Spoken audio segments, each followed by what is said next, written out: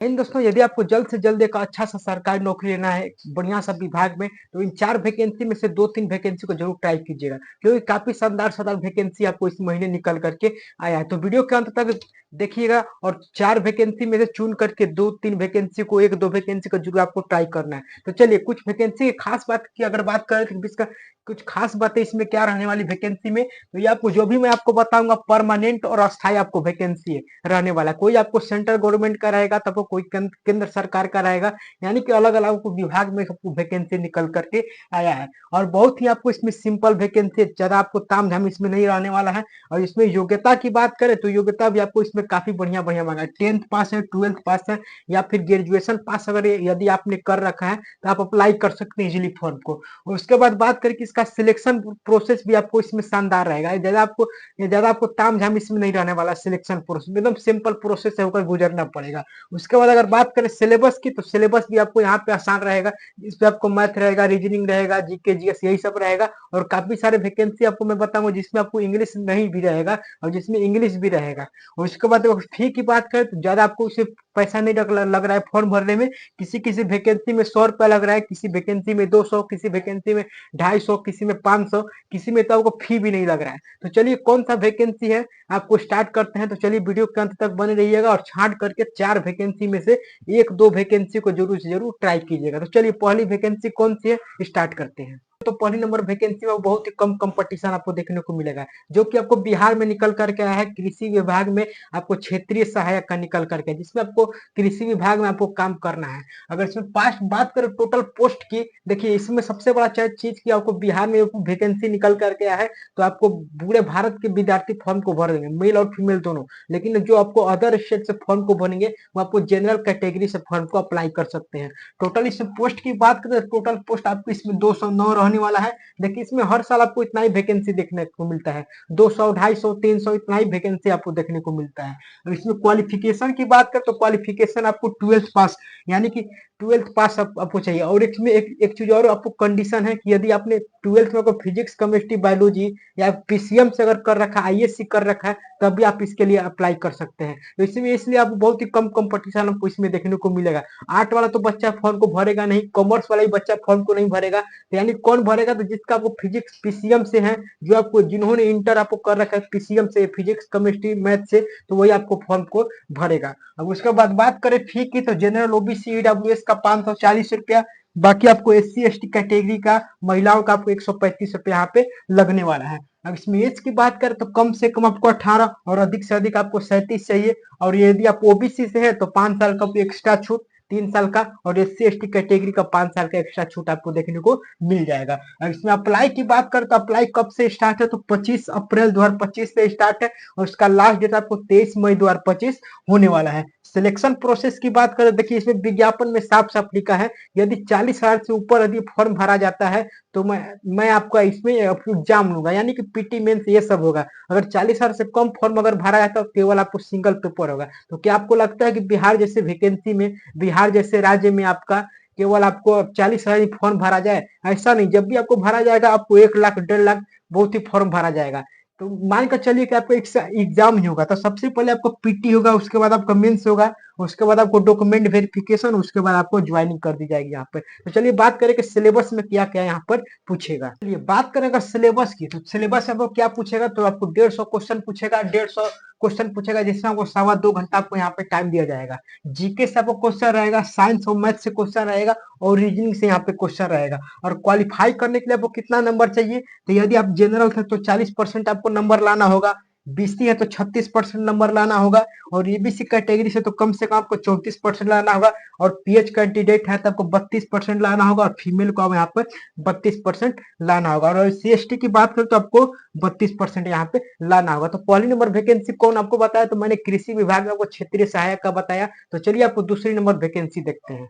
चलिए बात करें अगर सेकंड नंबर वैकेंसी की, तो सेकंड नंबर वैकेंसी कौन सी है, तो आपको ये जो वैकेंसी आपको हर साल देखने को मिलती है एसएससी फेज 13 का। ये जो वैकेंसी है आपको मिसलेनियस टाइप की वैकेंसी, मान लीजिए केंद्र सरकार में कोई विभाग है, आपको कोई मंत्रालय है, कोई विभाग में आपको 10 सीट खाली है, किसी विभाग में आपको 5 सीट खाली है, किसी विभाग में मान लीजिए 15 सीट खाली है, तो सभी वैकेंसी को, सभी आपको जितने भी आपको वैकेंसी उसको मिला करके एक मिसलेनियस टाइप का वैकेंसी आपको निकलता है, जिसको आपको एसएससी फेज के नाम से यहाँ पर जाना जाता है। देखिए 2025 में निकला है तो एसएससी फेज 13 करके, और जो 25 में निकला, जो आपको 24 में निकला था एसएससी फेज 12 करके, और जो आगे आपको 2026 में देखने को मिलेगा एसएससी फेज 14 करके। यानी कि हर साल आपको ये सब वैकेंसी देखने को मिलता है। आपको मिसलेनियस टाइप का वैकेंसी है, इसमें तमाम तरह के आपको पोस्ट देखने को मिलते हैं, जिसमें आपको 10th वाले भी अप्लाई कर सकते हैं। 10th वालों के लिए बढ़िया बढ़िया पोस्ट है, 12th वालों के लिए बढ़िया बढ़िया पोस्ट है, और जिन्होंने ग्रेजुएशन डिप्लोमा डिग्री कर रखा है उनके लिए भी काफी शानदार शानदार यहाँ पे पोस्ट आपको देखने को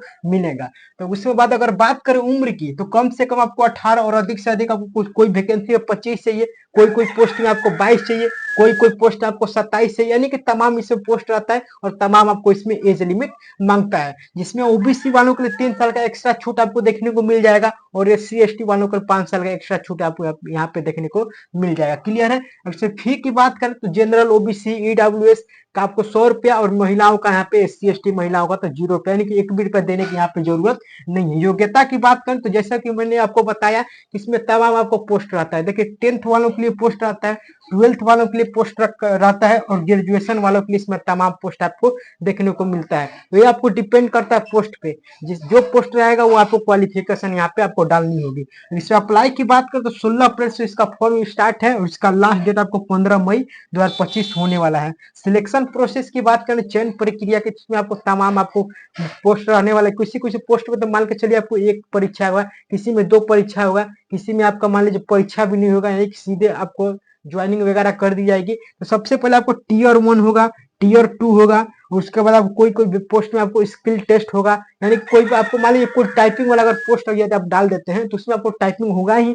अगर एमटीएस वाला पोस्ट अगर डालते हैं तो इसमें आपको टाइपिंग नहीं होगा, केवल एक परीक्षा दीजिए, बाकी आपको डॉक्यूमेंट वेरिफिकेशन करके अपने यहाँ पे आपके ज्वाइनिंग कर दी जाएगी। तो बात करें अब अगर इसके सिलेबस की, तो क्या क्या पूछेगा तो ये भी समझ लीजिए। तो देखिए 100 क्वेश्चन आता है, प्रत्येक नंबर 2 नंबर के, यानी कि 200 नंबर के यहाँ पे क्वेश्चन आता है, जिसमें आपको 60 मिनट को टाइम दिया जाएगा, और 0.50 का आपको निगेटिव मार्किंग यहाँ पे रहता है, जिसमें आपको जीके से 25 क्वेश्चन, मैथ से 25 क्वेश्चन, रीजनिंग से 25 क्वेश्चन, और इंग्लिश से 25 क्वेश्चन, यानी कि 25 चौके 100 क्वेश्चन रहता है 200 नंबर के। जिसमें आपको वेतन की अगर बात करें तो वेतन भी आपको इसमें अच्छा खासा देखने को मिलता है। यदि आप 10th वाला कोई वैकेंसी अगर अप्लाई करते हैं तो आपको 30,000 आपको वेतन आपको देखने को मिल ही जाएगा, और 12th वाला कोई वैकेंसी अगर आप अप्लाई करते हैं तो 36,000 से लेकर के 42,000 आपको वैकेंसी वेतन आपको देखने को मिल ही जाएगा। और ग्रेजुएशन वाला की बात करते हैं आपको 56,000 से प्लस आपको इसमें स्टार्टिंग सैलरी आपको देखने को मिल जाएगा। तो इसमें काफी तमाम आपको पोस्ट रहने वाला है, और इसमें आपको 8वां पे वेतन के अनुसार मैं आपको ये सैलरी बता रहा हूँ, तो सैलरी आपको अच्छा खासा इसमें देखने को मिलेगा, सैलरी का कोई इसमें